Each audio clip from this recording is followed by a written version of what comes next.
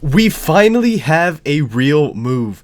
After a boring start to the offseason, the Giants make a move of real significance, signing one of the better veteran right-handed starters on the market, coming off of arguably his best season in Major League Baseball.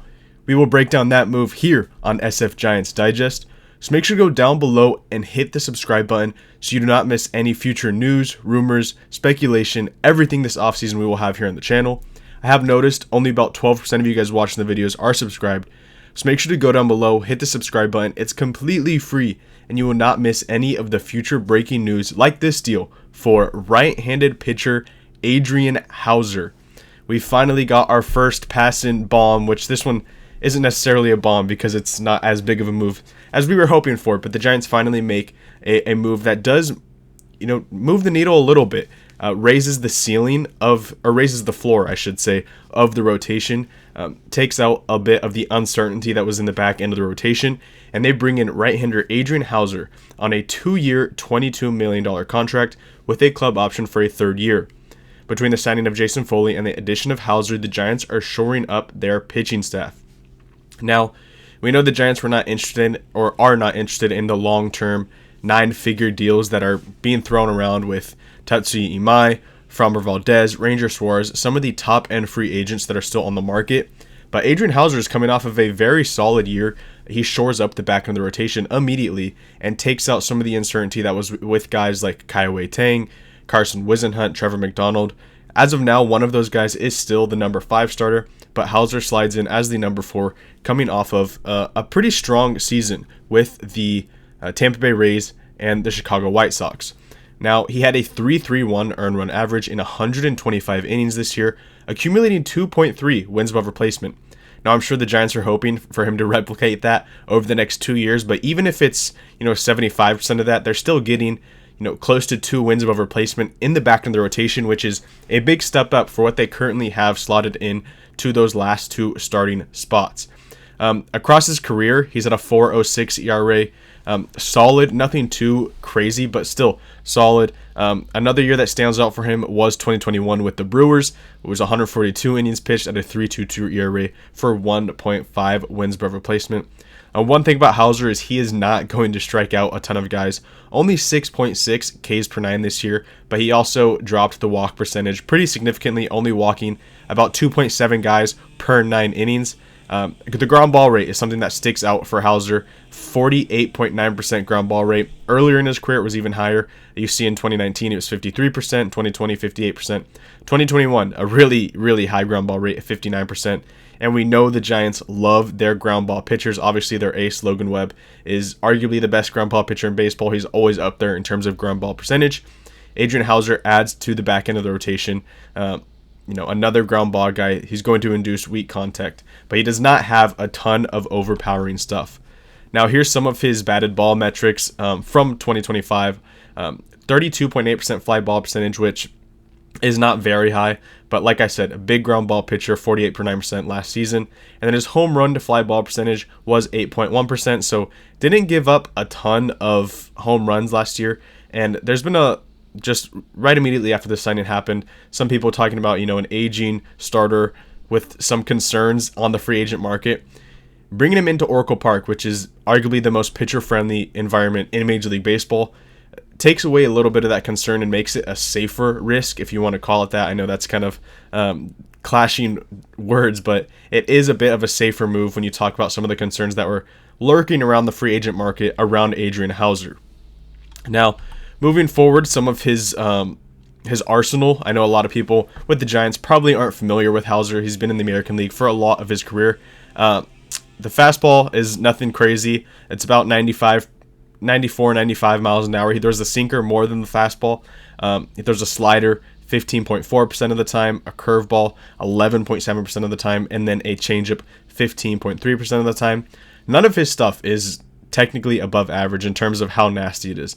If you look at the Stuff Plus models for all of these pitches, they are all below average in the 90s. So not terribly under, or below average, but, right at or just below average for the majority of his pitches. But like I said, he is not going to strike out the world. He's going to induce a lot of weak contact, a lot of ground balls, which I think is something that Buster Posey, Zach Manassian do hold a lot of value in. They like guys to go deeper into games, and him not striking out the world, getting a lot of weak contact, inducing weak ground balls, some fly balls.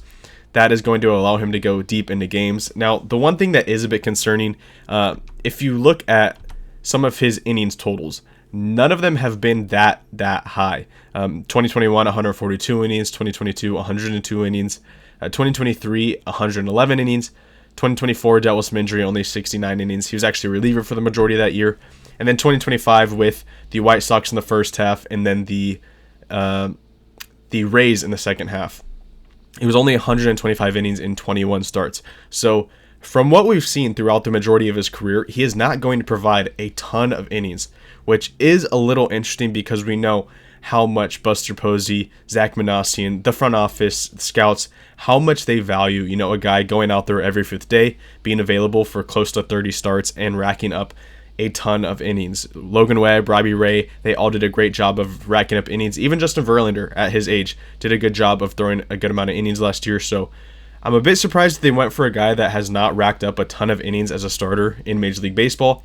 But from his profile, the high ground ball percentage, not going to strike out the world, that does align with some of what Buster Posey and Zach Manassian have looked to in the rotation so far.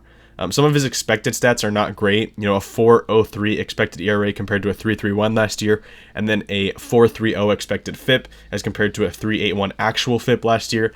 But like I said, bringing him into Oracle Park in the back end of the Giants rotation, there's less pressure there. Some of those balls that might have been out where he was throwing, just a much safer environment for a guy that there's been concern around in Oracle Park. So some of those expected stats that might worry a lot of the teams that were looking at this guy in free agency, bringing him into Oracle Park makes it a safer move, like I said earlier, and one that is not going to cause as much worry in the Giants front office with Tony Vitello running him out there every fifth day.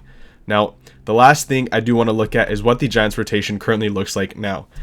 He is slotted in as the number 3. I think of his more as the number 4 right now. This is Roster Resource on Fangraphs.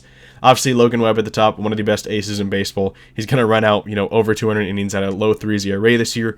Robbie Ray, I expect a little bit of regression from Robbie Ray, which is why I think the Giants still need to go out and either sign or trade for a number 2 starter in the rotation, whether that's signing Tatsuya Imai, Framber Valdez, Ranger Suarez, which I don't see any of those happening, but they could trade for a Mackenzie Gore, a Joe Ryan, Sandy Alcantara, Edward Cabrera. Some of these names that are being floated on the trade market, I think fit the Giants' future outlook very well.